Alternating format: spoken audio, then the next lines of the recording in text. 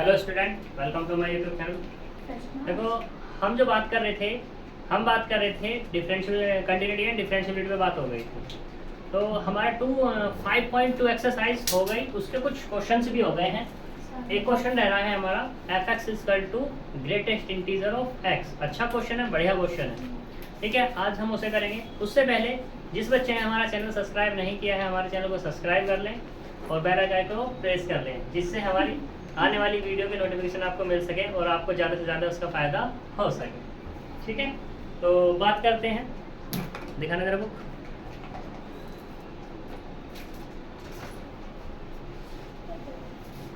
Question number 10।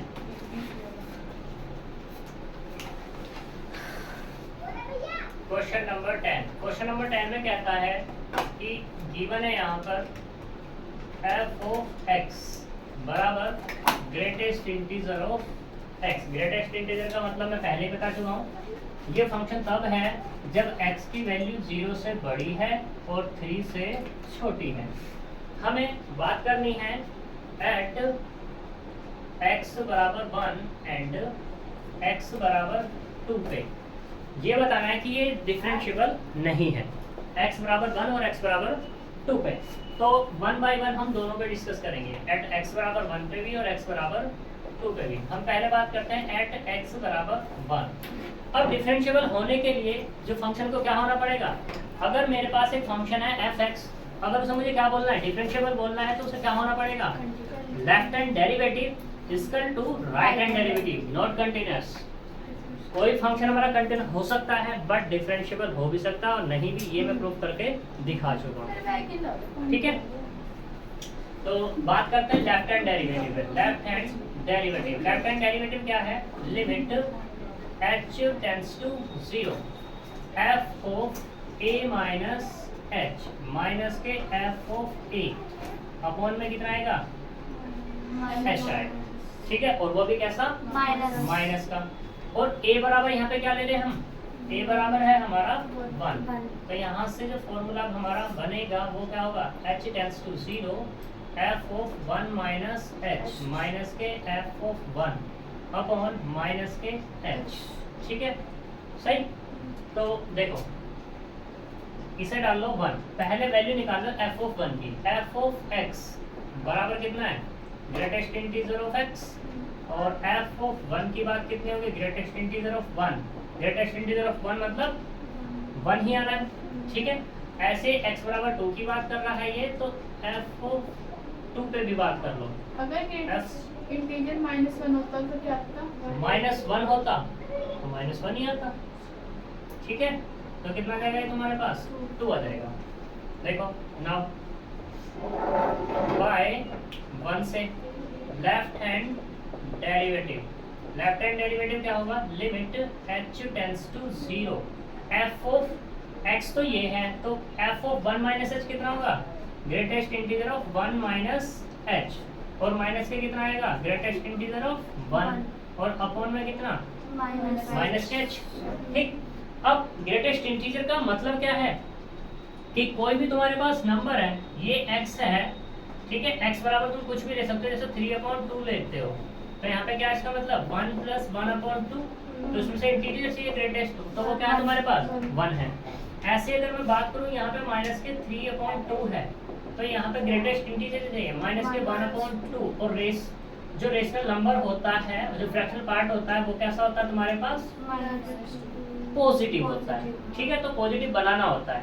अब देखो यहाँ पे 1 माइनस h है। ठीक है, तो 1 माइनस जब h है तो इसका मतलब क्या है, 1 तो पूरा का पूरा नहीं है, 1 में से कुछ क्या हो रहा है, माइनस हो रहा है, और h की कुछ ना कुछ वैल्यू है, छोटी छोटी कुछ भी ले लो तुम वैल्यू। तो यहाँ पे इसको हम कैसे लिख सकते हैं, 0 प्लस समथिंग यानी कि 1 माइनस h को लिख सकते हैं। तो ये तो कैसा हो जाएगा तुम्हारे पास, फ्रैक्शनल पार्ट। जब फ्रैक्शनल होगा तो इंटीजर क्या होगा, ओनली 0। तो यहाँ पे क्या मिलने वाला अपने को, ये मिलेगा 0, लिमिट h टेंड्स टू 0 यानी कि 0, और माइनस के 1 अपॉन माइनस के h equals to limit h tends to 0 minus plus के 1 अपॉन h, और 1/0, और 1/0 कितना, इनफाइनाइट। 1/0 कितना होता है, इनफाइनाइट। ऐसे ही राइट हैंड डेरिवेटिव में बात करते हैं।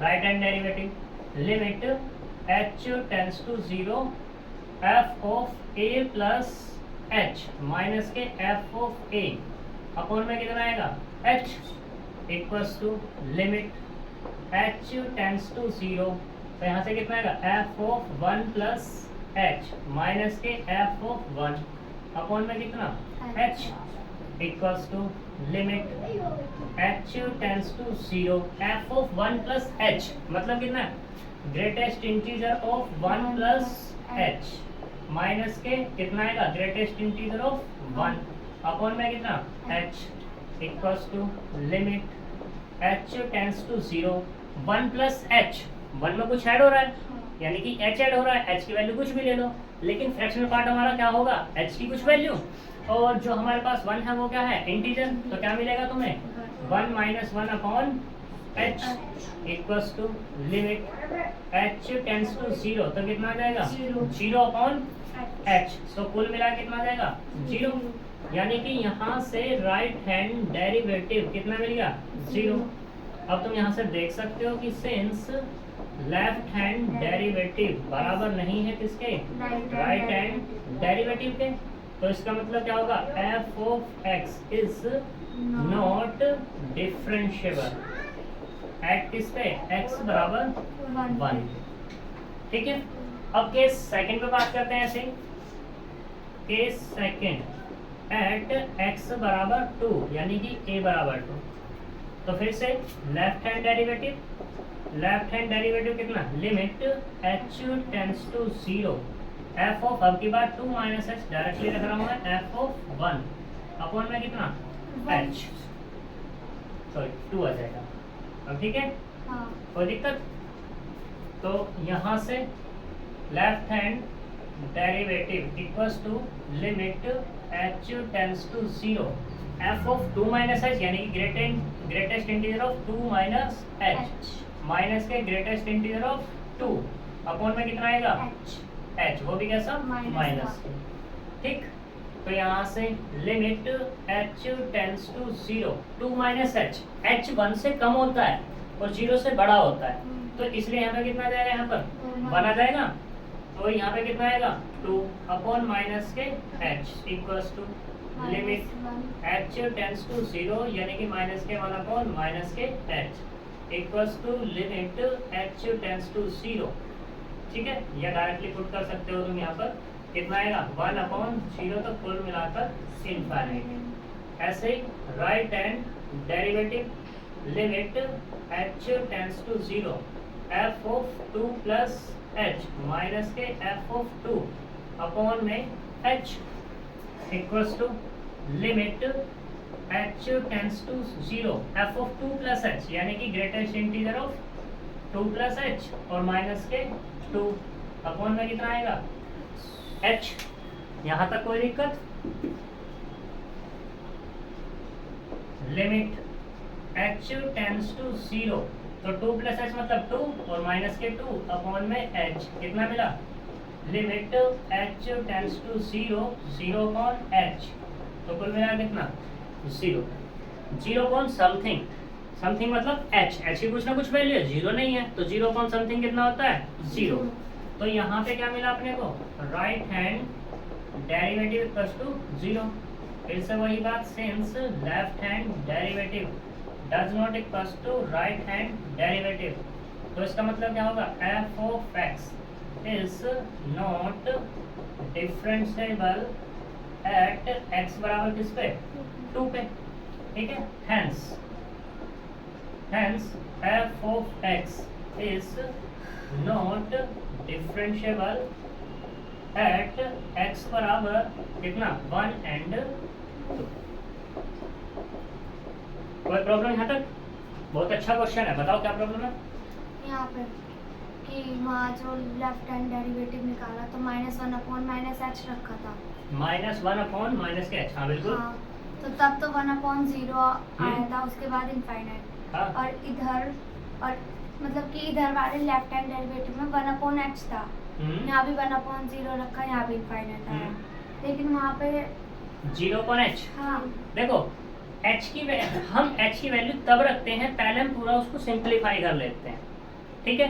तो हमने पहले इसको सिंप्लीफाई कर लिया है, जब हमने सिंप्लीफाई किया तो कितना मिला, 0 ही तो मिला, यानी कि हमें ये मिल रहा है limit h tends to 0 to 0, 0 to 0 मतलब कितना 0।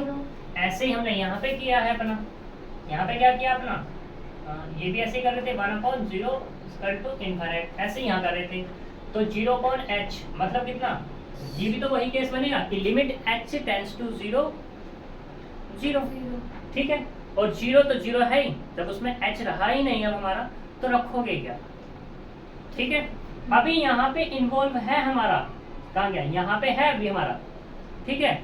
लेकिन अगर तुम यहाँ पे इसको रखना चाहोगे 0.0 बन जाएगा h टेंड्स टू 0, और ये क्या हो जाएगा, नॉट डिफाइन हो जाता है, और फिर वहाँ पे हमें दूसरा केस लगाना पड़ेगा कि डिफरेंशिएबल करना पड़ेगा वगैरह वगैरह सारी चीज़ें हैं, ठीक है। एल हॉस्पिटल रूल लगाना पड़ता है, 11 में मैंने बताया था, ठीक है, तुम लोगों को नहीं लेकिन बहुत बच्चों को मैंने बताया कि यहाँ पे क्या होगा, एल हॉस्पिटल रूल लगेगा जब तुम यहाँ पे 0/0 रखते हो, ठीक है। एक 0/0 की फॉर्म बनती है और एक इनफाइनाइट बाय इनफाइनाइट की फॉर्म बनती है, तो वहाँ एल हॉस्पिटल रूल लगता है।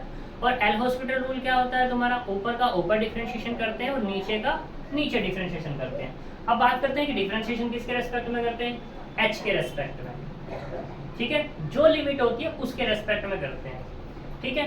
तुम क्या करोगे, यहाँ पे ये केस बना तुम्हारा, ये केस बनने पर तुम्हारे पास ये मिला कि limit h tends to 0 0/h मिला। मैंने बताया तुम्हें डिफरेंशिएशन करना है, पर 0 का डिफरेंशिएशन तो 0 ही रहना है क्योंकि वो कांस्टेंट है खुद, ठीक है। तो ये तो 0 ही रहा, और h का कितना देगा 1 हो गया। अब 0/1 कितना हुआ, ऐसे आ जाओ, वैसे नहीं आना चाह रहे तो 0 हो गया, और 0 मतलब 0, ठीक है। कोई दिक्कत, आप बताओ किसी कोई डाउट हो तो, बहुत अच्छा क्वेश्चन है ये। मुझे यहाँ समझ में नहीं आया कि कहाँ पे? जब ऊपर जो लिमिट पहले f of 1 - h, हाँ। तो नीचे डायरेक्ट ग्रेटेस्ट इंटीजर को आ गया 1 - h 1 - h ये वाला, हाँ। हाँ। तो देख h क्या है हमारा, 0 से बड़ा है, h जो होता है अपना यही तो होता है भाई, जो h है 0 से तो बड़ा होता है, 1 से छोटा लेते हैं हम, ठीक है, मैक्सिमम टाइम, ठीक है। लेकिन अगर h पे रेस्ट्रिक्शंस रख दे वो कि h हमारा इतना है तो बात दिक्कत में आ जाती है, ठीक है। लेकिन अभी मैंने ये कंडीशन अगर मैं रखता हूँ तो 1 - h, 1 में से कुछ माइनस हो रहा है, मान लो तुम h की वैल्यू क्या रखते हो यहाँ पे 0.5 रखते हो, तो 1 - 0.5 कितना मिलेगा, 0.5 मिलेगा, ठीक है। अब तुम्हें यहाँ से तुम्हारे पास ग्रेटेस्ट इंटीजर क्या बन गया, तुम्हारा ग्रेटेस्ट इंटीजर बना ये 0.5, और 0.5 का मतलब क्या है तुम्हारे पास 0 + 1/2 ही तो है। इंटीजर क्या है यहाँ पे, इंटीजर 0 ही तो है, 1/2 क्या है, फ्रैक्शनल पार्ट है, और फ्रैक्शनल पार्ट को पॉजिटिव बनाना होता है, वो ऑलरेडी बना हुआ है। तो यहाँ पे क्या मिला तुम्हें, ग्रेटेस्ट इंटीजर 0। वही केस यहाँ पर है, ग्रेटेस्ट इंटीजर ऑफ 1 - h, कुछ भी माइनस हो रहा है लेकिन 1 से कम हो रहा है तुरंत। जब 1 से कम हो रहा है तो 0 + something fractional part, 0 + something fractional part है हमारा, तो वहां पे क्या जाएगा, 0 ही तो निकल के आएगा बाहर, तो यहाँ से 0 निकल के आया। यही कंसेप्ट है इसका, समझने का। बाकी क्वेश्चन तो वैसा ही है कि 1 - h 0 कैसे हो गया, ठीक है, क्लियर। अगला 1 + h वाला, और बताओ यहाँ तक कोई प्रॉब्लम है, देख लो, फिर किसी को डाउट रह रहा हो, नहीं है तो कॉपी करो फटाफट।